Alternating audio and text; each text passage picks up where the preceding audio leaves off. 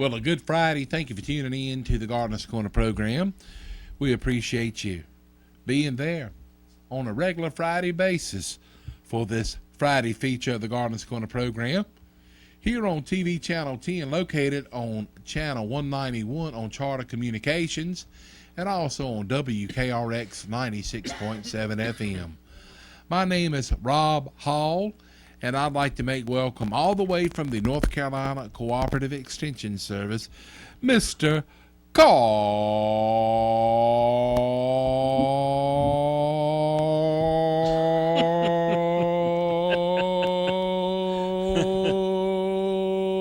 Cantalupi.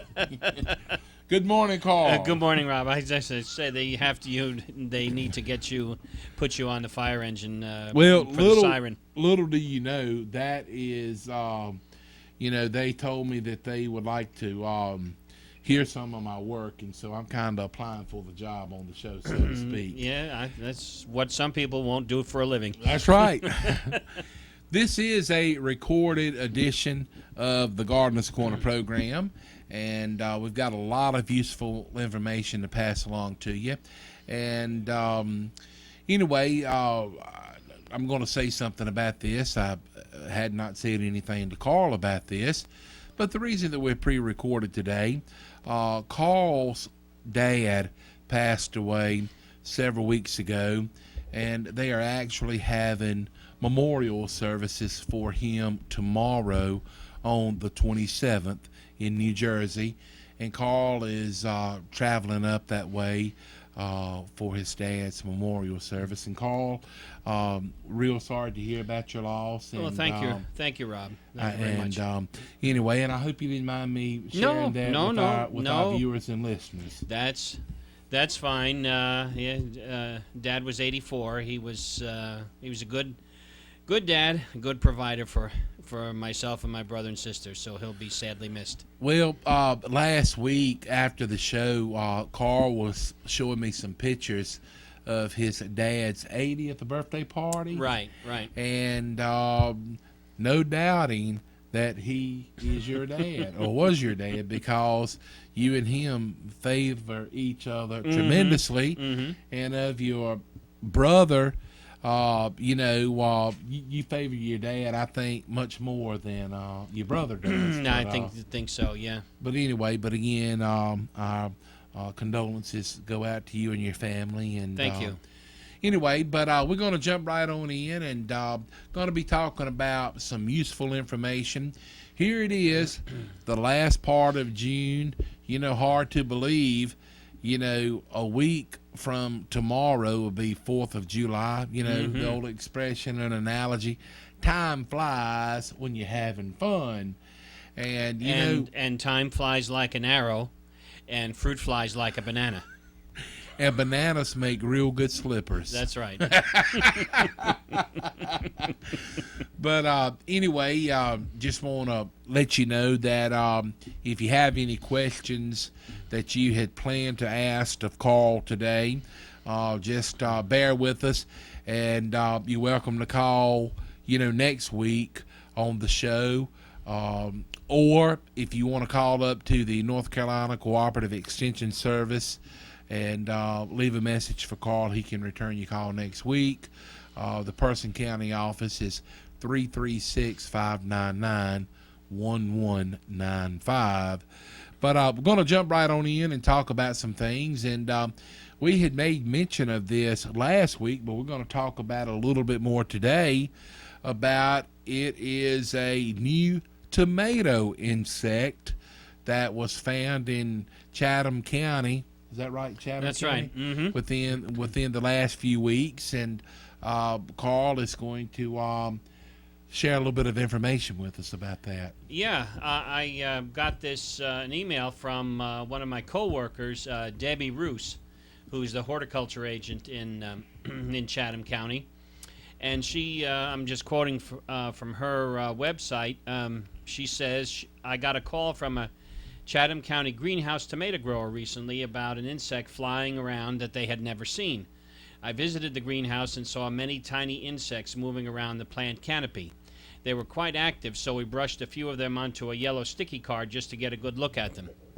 Although it was something I had never seen, I knew it was some type of hemipteran, or true bug, by looking at the mouth parts.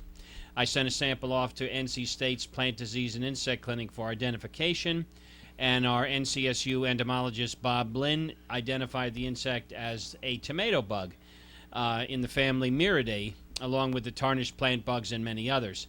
I've never heard of this insect, much less seen one. It turns out there's very little information about it, but it can cause significant damage to a tomato crop. Both the adults and the nymphs, or the immatures, feed on plants by inserting their piercing, sucking mouth parts into the leaves and stems. They move quickly, and the adults are good flyers. The nymphs resemble aphids, but move fast.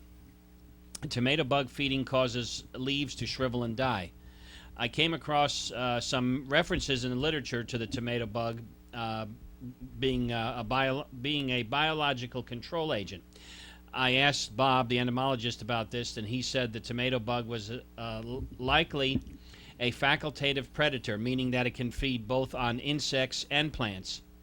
There are some similar species of mirids used as beneficial insects in tomato greenhouses to control thrips and whiteflies. So now that you've heard a little bit about the tomato bug, keep your eye out for it in the field and greenhouse. Growers are advised to scout early for it.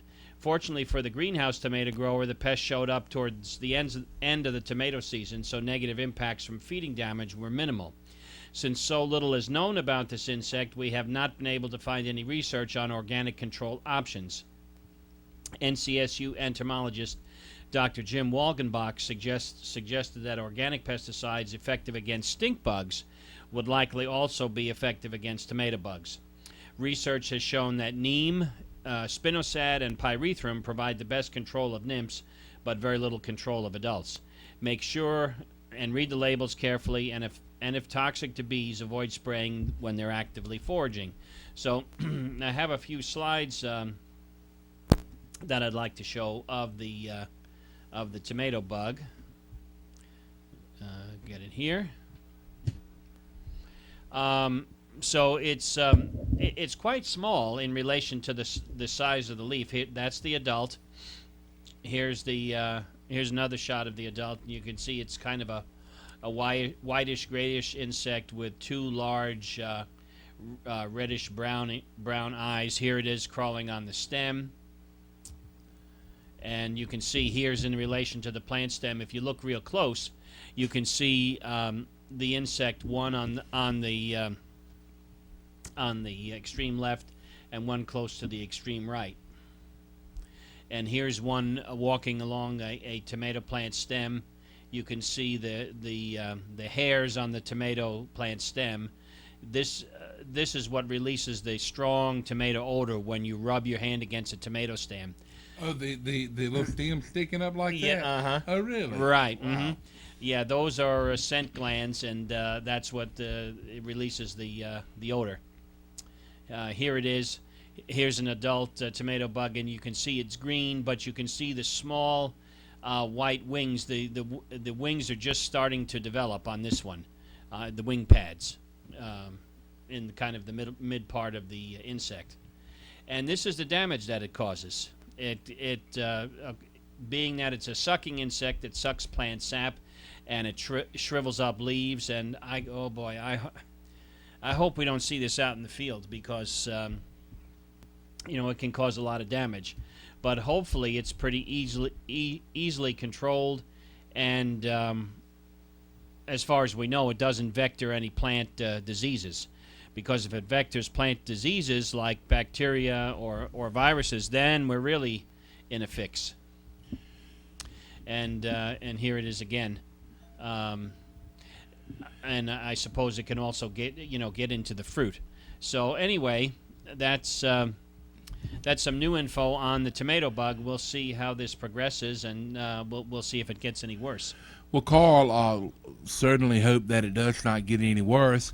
But you're saying in the nymph stage that those chemicals would pretty much control. Yeah. So it almost, in a sense, sounds almost like the squash bug, so to speak. When the squash bugs Yeah. or young, you can kind of control them, but after they reach maturity, Mm-hmm. you know, you're not able to control them, and so you That's know, right. as Carl has said numerous times, and I'm just going to kind of echo his sentiments, meaning whenever you have a garden, if you can't check on them every day, although it is best to check on your garden on a daily basis, you need to check on it as often as you can Mm-hmm. to get an idea of what's going on.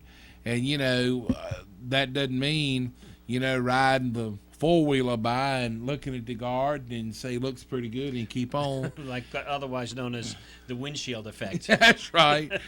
Need to get out and take some time and just look around and, you know, kind of, you know, just more or less take a few minutes and just, you know, you don't have to inspect every plant from, you know, more or less the ground to the top of it, but just kind of make a general observation of it. And if you see something, you know, go ahead and try to take care of it in the early stages, and maybe you'll have good luck with that. And Carl, while we're kind of talking about tomatoes, I know you had said that it's a good idea when spraying the tomatoes with a fungicide. Did I say that word right? Mm-hmm. That's right. You're saying you have said in the past that you should spray with two different ones, alternating them back and forth. Mm-hmm. Now, I'm sure it's some people in this area that maybe already has some tomatoes on the vine. With all that being said, is it a good idea to read the label of the yes. chemical that you're going to be spraying Absolutely. to see what it says about, you know, don't use within so many days of harvest? Exactly. You brought up a good point. First of all, the label is a legal document. You can only apply the material, you can only apply the chemical to the crops listed on the label. If a crop is not listed on the label and you go ahead and spray, that's in violation of the label. So if something happens, you know, you could be liable. So always read and follow the label directions. People tell me, people ask me over the phone a lot of times, you know, I'll recommend a chemical and they'll to use and they'll say, well, what's the rate? I said, read the label. And that's not to be smart, but there's a lot of different formulations of the same chemical out there. And if I say, you know, okay, put 2 teaspoons per gallon, they could be using a product that's stronger. And I don't want to be advising people to do what's not on the label. So don't be lazy. Read the label, because that's the legal document. Well, I know Carl liked to kind of more or less add a little bit to what you're saying. I remember I was asking you about the difference, I think it was between Post and was it Vantage? Mm-hmm. Right. And I said, well, Carl, could you use Post on such and such? And his reply is, from the label, you cannot. Mm-hmm. Mm-hmm. You know, and now, so that was just, you know, his way of saying you need to go by the label and what is recommended from the manufacturer. So, Right. But yeah, get out in the garden and you know, just take a look-see every so often and kind to keep a check on it. And as I said earlier, if you know, come across something that you're not sure what to do about, you know, if you've got a bug or if you've got some dying plants or something like that, if you can, take a sample to your local cooperative extension service, and they are knowledgeable people and maybe can help you get the problem solved to where you can, you know, get back to, you know, the victory garden, so to speak. Right. The other thing you were bringing up, it's a good point. When you are applying a pesticide, an insecticide, or a fungicide, observe the waiting interval. That means the days until harvest. So you spray you spray the plant, wait so many days before you can harvest. This allows the plant to break down in the atmosphere. It breaks down with heat and sunlight, and so you need to follow those so that they're safe to use when you harvest. These are not systemic chemicals. Systemic means that they move through the fruit and the plant. They don't. A lot of people have that fear, but they don't do that. But you need to let it break down in the environment. Well, if we take an example with tomatoes, a person says, well, I'm not going to spray a chemical on my tomatoes because if my tomatoes are ripening right now and I spray a fungicide and it says wait 5 days, by the time I harvest, they're going to be, over mature. I said, well, you don't. What you want to do is never let the tomato start ripening on the vine. Pick it when you first start to notice a color change in the fruit going from a green to a light pink. Pick all your fruits first. Let them ripen off all the plant. Ethylene will be released in the fruit, just as if it was remaining on the plant. So you pick these fruits in what we call the mature green stage or the pink stage. Pick them first and then spray. So then, after 5 days, you probably still won't have tomatoes that are ready to pick. They might be just starting to ripen. So that's the thing to do. Well, we all love to talk about vine-ripe tomatoes. Mm-hmm. And it is where a lot of people leave them on the vine until they get completely ripe. But when you do so, you're taking life away from your tomato plant, mm-hmm. and plus you're also giving more of an open door of opportunity, for disease and insects to come in. So, mm-hmm. As Carl said, when your tomatoes get to more or less to the white stage or whatever, or the breaker stage, mm-hmm. go ahead and pick them. Take them inside. Don't put them in the windowsill or in sunlight.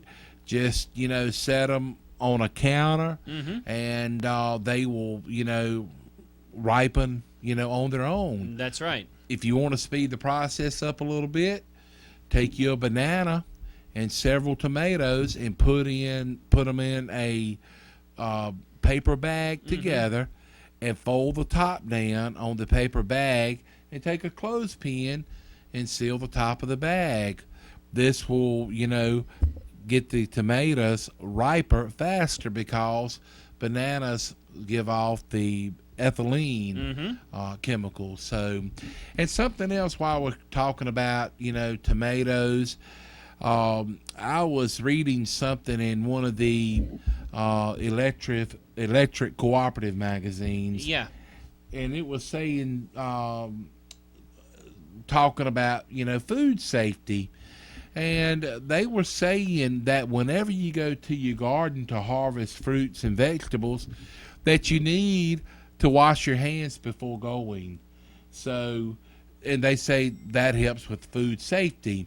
So more or less, if you've been, changing the oil in the lawnmower and been spraying chemicals all day, and you say, well, I'm going to go out here and pull a few ears of corn and pick a few tomatoes and a few cucumbers, then I'm going to go in and take a shower and get ready. Just take a few minutes ahead of time before going to the garden to at least, wash your hands and stuff like that. Right. That's very important if you are a smoker and you handle tomato plants. You can very actively transmit tobacco mosaic virus to the plants just by rubbing plant leaves. A very effective way to transmit that disease, because the virus is in the tobacco, in the cigarette. You smoke it, you get it on your fingers, and very, very easy to transmit viruses that way. So wash your hands very well, especially if you're a smoker, after you smoke and before you pick vegetables. Okay. We're going to get a word on in just a minute for T.G. Brooks Company, but before we do that, we're going to move on to the next topic at hand. Okay. And, one thing people always ask about this time of the year, they wonder why they're not getting many cucumbers, or they're not getting many squash, but yet they have lots and lots of flowers on the plant. Well, both all cucurbits or vine crops, cantaloupe, cucumber, watermelon, squash, have both male and female flowers on the same plant. And how do you tell the difference? Well, the male flower is born on a slender stalk, as you see in the slide here. And a lot of times there are many male flowers that will appear, open up, and die before you'll see a single female flower on the plant. This is what a female flower looks like before it gets pollinated and fertilized. The female flower always has the tiny immature fruit attached to the flower.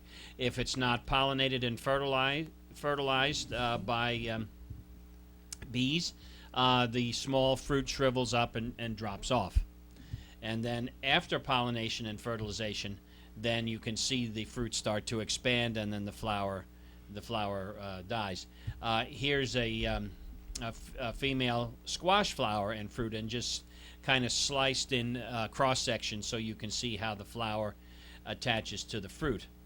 And a lot of times, if we don't have a lot of bee population, you get these crooked cucumbers or nubbins, and this is strictly as a result of poor pollination. You have the one end is real narrow. This is called bottlenecking. And if you slice into this fruit, you'll see the broad end of the fruit, you'll see a large complement of seeds in that part of the fruit. But then in the bottleneck or the constricted part, you'll see very few and mostly all undeveloped seeds. So that's a result of poor pollination in vine crops. Well, Carl, something that I'll wait and ask after we get a word on for T.G. Brooks Company. I got a question that I want to ask. But right now, we're going to take a trip down to Timberlake, and we'll stop in at T.G. Brooks Company. They've been in business since 1936. You know, it's almost one-stop shopping at T.G. Brooks. Everything from plumbing supplies to lawn and garden supplies and hand-cut ribeyes. Here's some more information from T.G. Brooks Company in Timberlake. What a terrific spring we had, and now June and July are here coming on us. These are the 2 months when we start to see the fruits of our spring labor in our yards and gardens. The planting season has been a good one, and yes, you still have time to plant vegetables and flowers for a summer of beauty. And when those gardens come in, T.G. Brooks Company has your jars in half pints, quarts, half gallons, plus pressure cookers, pressure canners, bath canners, strainers, funnels, and most other canning supplies. It's also still lawn and garden time. T.G. Brooks Company still have some tomato plants, and they have also vegetable plants of all kinds and garden seed and flowers ready to plant. T.G. Brooks Company has irrigation supplies, water hose, nozzles, sprinklers, and all that you need during the drier days. Reseed your lawn with clean, fresh seed, and they have the fertilizer and lime. They have the sprayers, both tank and backpack. And if you need mulch, they have it in stock in abundance, even triple ground mulch. And they have certified playground mulch at T.G. Brooks Company. They've got your insecticides for vegetables and fungicides. They have chemicals for your grass protection and bug protection, too, for home pest control. In fact, all your garden and home chemical needs are at one spot. No matter if you are the homeowner or you are a commercial landscaper, T.G. Brooks handles everybody with the same courteous service. They can arrange delivery, or you can pull in with your pickup truck or your trailer, and they'll load it up for you. The bag products they'll load up in your car or your van. After all the work is done, nothing tops off your day like a hand-cut ribeye steak cooked to your desired level on your grill. Make your way over to 411 Helena Maria Road in Timberlake and phone them at 364-2428. Always T.G. Brooks Company proudly serves the homeowner, the farmer, and people in construction. Have since 1936. They welcome folks from all over Person County, Rougemont, Northern Durham, and of course, Southern Person County. Here we are back on the Gardeners Corner program. My name is Rob Hall. Mr. Carl Cantalupi of the North Carolina Cooperative Extension Service is our resident expert. In just a few minutes, we'll hear A word from South Boston Memorials. Our Pride Foods, makers of Our Pride Premium Pimento Cheese Spread and Dip, and Red, White, and Bluegrass Festival in Morganton. That's going to be coming up the week of 4th of July. Carl, the question that I wanted to ask when you was talking about, the cucumbers and tomatoes and watermelons and all that stuff, with the unseasonably hot weather that we've had over the last week or so, a lot of times it will cause vegetable plants to drop blooms, correct? Yes, and that's very true for tomatoes especially. Over 90, consistent temperatures over 90 will cause tomato flowers to drop. Back up. Over how many? You say over how many? 90 degrees. Now, as far as, is it any number of consecutive days? Or Yeah, I would say maybe 2 or 3 consecutive days of over 90-degree weather will do it. Okay. With tomatoes. Actually, and the same for peppers. Eggplants are a little bit less. All it takes is 85 for eggplants, and they'll drop flowers. The other vegetables, the vine crops, cantaloupe, cucumber, watermelon, squash, they are more heat resistant, and the hot temperatures won't bother them like they will tomatoes and peppers. And of course, if the flowers drop, there's nothing you can do except keep the plant alive, give it plenty of water, and then as the temperatures go down again, then they'll start setting fruit. Another vegetable, sweet corn, if we get it takes about, I'd say, and I've seen it happen once way back in 1980 in Wichita, Kansas. Temperatures got over 100 degrees. Actually, it was close to 113 degrees one day, I remember. So at temperatures over 104, sweet corn kernels will not fill out. You'll have spaces in between the kernels on the ear due to heat. But I'll never forget that summer. I saw somebody was growing some pole beans, some snap beans, and they were giving the plants plenty of water, but they were just cooking on the vine, even though the plant had plenty of water. That was amazing. 113. 113 in the shade. Wow. That's hot. Yeah. But we as Carl had also talked about, with the extreme temperatures, along with maybe your fruit dropping blooms, something else that you need to be made aware of with extreme heat. Naturally, your soil will dry out faster than when we have moderate temperatures. Right. So it's a really good idea for you to, when you're out in the garden, just keep some idea of your soil moisture. And as Carl has said many times, that you want to try to maintain more or less a certain level of moisture in the soil instead of going from extremely dry to more or less soaking wet. Right. Now, you can't avoid that sometimes when we have heavy rains and things as far as the extreme wetness, but you don't want the soil to get completely dry and the plant starting to suffer. So do the screwdriver test, and that way after you do it a few times, you can tell pretty easily whether your garden is in need of water or not. That's right. All right, let's move along to our next topic. One timely tip for us, all of us that grow peaches in the backyard, be on the lookout for the brown rot fungus. It will start attacking pretty soon. The brown rot fungus gets its start from overwintered peach pits on the ground. This is what you see in the slide. And colonizing on the edges of this old dried up peach pit are fungus spores. The fungus spores are contained in these little cup-like structures called ascus cups. And in the spring, if the overwintered mummified peach pits are left on the ground. Spores of the brown rot fungus blow out of these ascus cups, and they land on the fruit. Once they're on the fruit, it doesn't do much initially because the pH of the fruit is acidic, and so the fungus cannot gain entry. But once the peach starts to ripen up and we get sugar, the increases in sugar content of the fruit, then the fungus moves right in.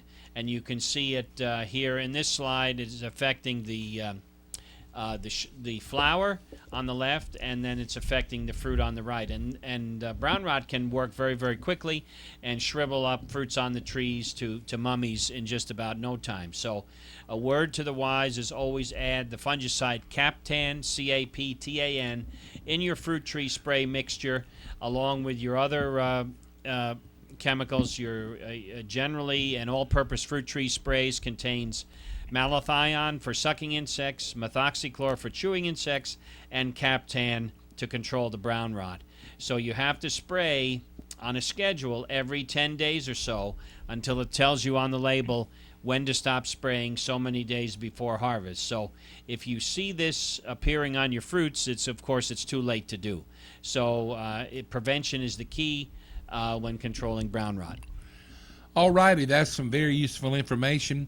We're going to get a word on right now for South Boston Memorials.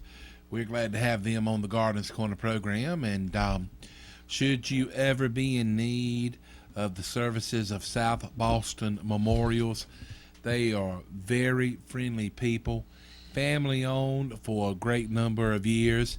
And here's some more information from South Boston Memorials.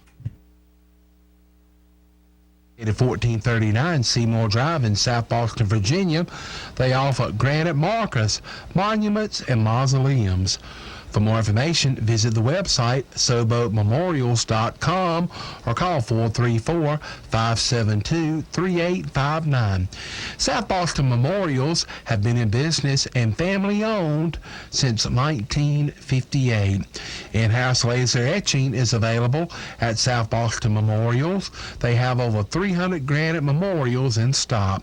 For all of your granite markers, monuments, and mausoleums, stop in and see them right there at South Boston Memorials, located 1439 Seymour Drive in South Boston, Virginia, or call them at 434-572-3859 and visit the website SoboMemorials.com. That's South Boston Memorials, located 1439 Seymour Drive in South Boston. Here we are back on the Gardeners Corner program. Carl Cantalupi of the North Carolina Cooperative Extension Service is here to share his knowledge with us, and we appreciate that. And my name is Rob Hall. Again, this is a pre-recorded edition of the Gardeners Corner program, and would like to invite you at your leisure to check out RadioRoxboro.com. You can watch past editions of the Gardeners Corner program. And as many of you are aware that watch on TV, that Carl has a lot of different pictures that he puts up on the screen of the TV to kind of more or less drive home, what he's talking about. But those of you that are listening on the radio, if you sometimes would log on to RadioRoxboro.com, you can watch past editions of the Gardeners Corner program and find out, see some of these pictures and things that, Carl has. And he has pictures, everything from plants to insects to, the list just goes on and on and on. And not sure who takes all of these pictures that Carl uses, but it's really, really neat. Some I take, and some, I can, I pull off the internet, really, really good ones, All right, what you want to talk about now, Mr. Cantalupi? All right, well, let's look at a common problem that affects trees and shrubs, especially people that have azaleas. This happens a lot with azaleas. Also, fruit trees, crepe myrtle, grapevines. These are called lichens, Lichens. Lichens are actually they're two different organisms. It's a combination of a fungus and a blue-green algae that live in a symbiotic relationship with each other. One supplies food for the other. Lichens attach to plants, as you see here, when the plant is dying. And plants get weakened. Plants can get weakened by having poor soil fertility, low soil pH. Essentially, the plant has been neglected, and so then the wood starts to rot on the inside. Once the wood starts to rot, moisture collects so much so that it's enough for the lichens to survive. So lichens don't cause a plant problem; they're just there after the fact. You'll never see lichens growing on a healthy plant. It's only weakened plants. After years of neglect, they'll start showing up. So here, these are what lichens look like, and you have two different types. There's the follicose and the fruticose. The follicose lichen are kind of flat; they lie flat against the plant, and the fruticose is actually the fruiting structure of the lichen and the reproductive phase. So here you have both forms on a tree, and here you have another shot of the follicose on a particular tree. So it's very important to keep your plants healthy by means of taking soil samples regularly, and then you won't have the problems with lichens developing on the plant. Again, they don't harm the plant. They're just a good indicator that the plant has been neglected and has been suffering for a long, long time. Well, Carl, a question for you about spraying herbicides. Uh-huh. I was talking with someone a few days ago, and they was telling me that they had some type of plant that had just about consumed the entire pond. Okay. And anyway, they were trying to kill this plant, So a pondweed. Right. And now, whenever spraying weeds around a pond or something like that, is it okay to use the brand name Roundup glyphosate on it? Is that okay? It probably states on the label how close you can get to a pond when you use it, so that information will be found on the label. You definitely don't want to spray the water, although there are formulations of Roundup. I think Rodeo is one brand that actually you can use in ponds, if I'm not mistaken.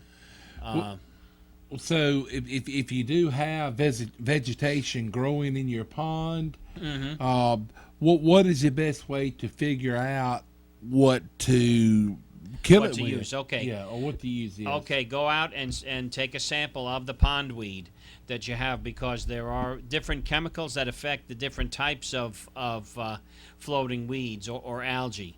Some plants will be partly submerged. Others will be totally submerged. Some are free-floating. Some, are attached to the bottom of the pond. So it depends on what type of a plant you actually have. That will determine what chemical will be the best for that. So obtain a plant sample from the pond.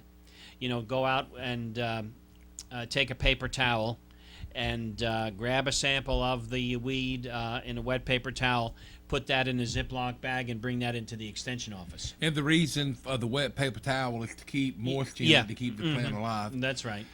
And I was talking with the gentleman about this, and I got to looking around one of the ponds where we keep our horses at, and it's some green vegetation growing around the edge of the pond, and so it would maybe be a good idea for me to get a sample of that to let you look at it, to try to take care of it before it gets too far along and consumes the entire pond. That's right. And I know a lot of ponds around here have what some people call cattail around it, Is that just a slang name, or is that what the plant is actually called? That's that's the common name. I don't know what the scientific name is though. Okay. But anyway, yeah, always read and follow the label directions. I'm just bringing up the rodeo label here, and I think that is the formulation that you can use in ponds, and as luck would have it, there it goes. The computer is kind of acting slow this morning, but the herbicide rodeo for control of annual and perennial weeds and woody plants in natural and production forests for site preparation, mid-rotation release treatments, timber stand, et cetera, et cetera, et cetera. Let's see. Parks, rangelands, okay. I'm thinking that they have used in ponds, although this particular label does not include it. So maybe I'm thinking of something else. But anyway. Well, if you are having a problem with that, as Carl said, take a paper towel and get a sample of one of the plants out of the pond, maybe around the edge, but be extremely careful and don't fall in. And put it in a Ziploc bag with a wet paper towel to keep moisture in it, to keep the plant alive.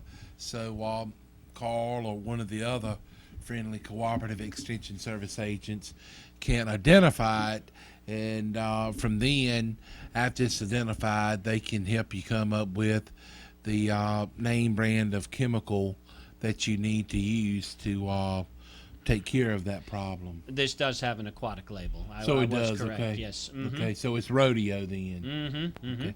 And that rodeo is Glyphosate. Say it again. Glyphosate. Yeah. Okay. Mm-hmm. Now, is that part of the Roundup brand rodeo? Well, Roundup is another formulation of glyphosate. The Roundup that you buy is 41% glyphosate, and it looks like the rodeo is actually 53% glyphosate. And A little bit stronger. Yeah, and it's the salt of glyphosate, whereas the other one, the Roundup, is not the salt. So anyway, this one is definitely labeled for use in ponds. Okay. All right, and we're going to get a word on right now for the makers of Our Pride Premium Pimento Cheese, Our Pride Foods. It's made locally right here in Roxborough. And on these hot summer days, if you're wanting just a light meal or a snack, why not enjoy some Our Pride Premium Pimento Cheese spread and dip? Our Pride Foods, makers of Our Pride Premium Pimento Cheese Spread and Dip, is made in Roxborough. Whether you're having a family gathering or would just like a snack for yourself, be sure to keep plenty of Our Pride Premium Pimento Cheese Spread and Dip on hand. Goodness grows in North Carolina. Our Pride Foods, makers of Our Pride Premium Pimento Cheese, is available at T.G. Brooks Company, Hurdle Mills Market and Butcher Shop, North Main IGA, Twins Meat Market, Just Save, and Food Line stores.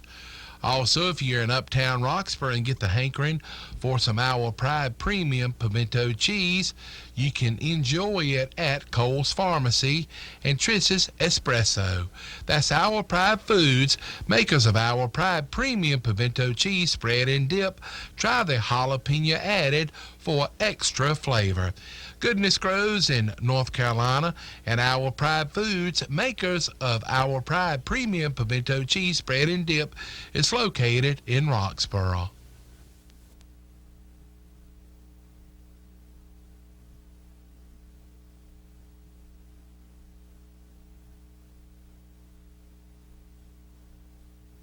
All right, here we are back on the program, the Gardener's Corner Show. Appreciate you all tuning in.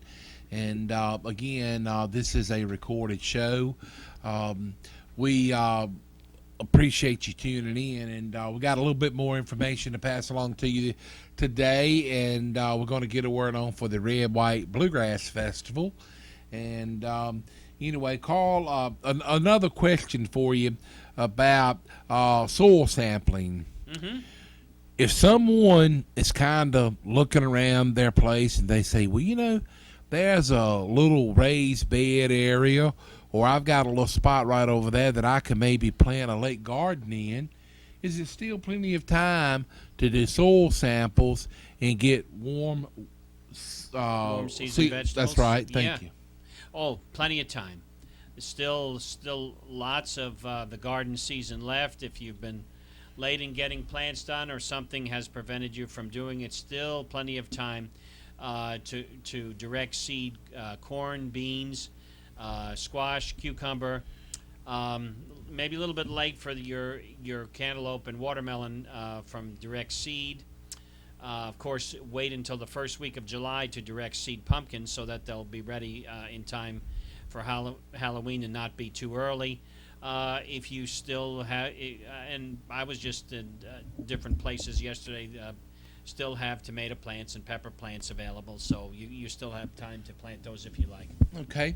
All right, we're going to get a word on for the Red, White, and Bluegrass Festival, and we'll be back right after this to kind of do a wrap-up. But want to let you know that if you're looking something to do over the 4th of July weekend or week of 4th of July, why not check out the Red, White, and Bluegrass Festival?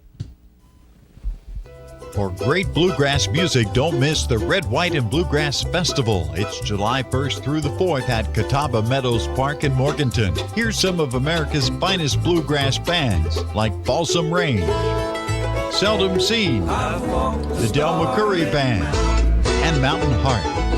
Purchase tickets at Comma or call 800-939-SHOW. For more info and online tickets, go to redwhiteandbluegrassfestival.com. Enjoy real American music July 1st through 4th at Catawba Meadows Park in Morganton. Log on to redwhiteandbluegrassfestival.com for more information and tickets. The Red, White, and Bluegrass Festival in Morganton, North Carolina, July 1st, 2nd, 3rd, and 4th. All righty, here we are, getting ready to wrap it up on the Gardener's Corner program. Any final thoughts, Carl? Just keep an active watch of the garden. There's already septoria leaf spot and early blight fungus on tomatoes. Remove affected leaves. Spray with a fungicide such as Daconil, DACONIL, once every 10 days or so. Keep a lookout for insects. Squash bugs and squash vine borers will be making their presence known. Look for the eggs that are laid on the leaves, and just general scouting of the garden so you can control plant problems before they get a good foothold. Well, hopefully that is some information that you can use, and we appreciate you tuning in on the Gardener's Corner program today. That was brought to you by Our Pride Foods, makers of Our Pride Premium Pimento Cheese Spread and Dip, the Red, White, and Bluegrass Festival, South Boston Memorials, and T.G. Brooks Company. Folks, we want to wish you and yours a happy and safe weekend, and we look forward to having you back with us next week on the Gardener's Corner program.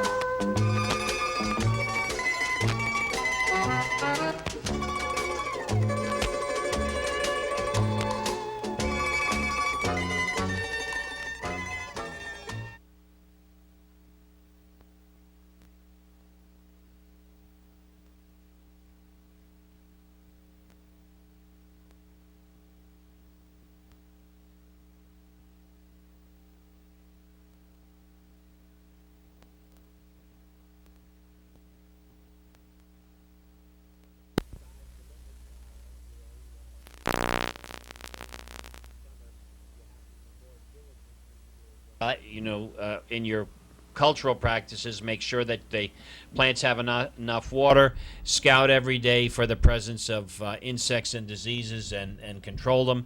Now is a good time to start spraying to control squash vine borer, which is very destructive to squash.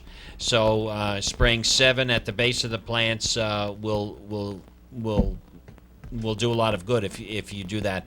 There's nothing more disheartening than to discover the squash vine borers in the stem and the whole plant wilts down. So a little bit of preventive action is good. So spray, you can spray now, and then in a couple of weeks come back again with another application of 7. Okay. Well, that's going to do it for us today on the Gardener's Corner program. We appreciate each and every one of you all tuning in. And when you have the opportunity, be sure to log on to RadioRoxburgh.com, and you can check out past editions of the Gardener's Corner program. Thanks goes out to our sponsors, Red, White, and Bluegrass Festival, T.G. Brooks Company, and South Boston Memorials.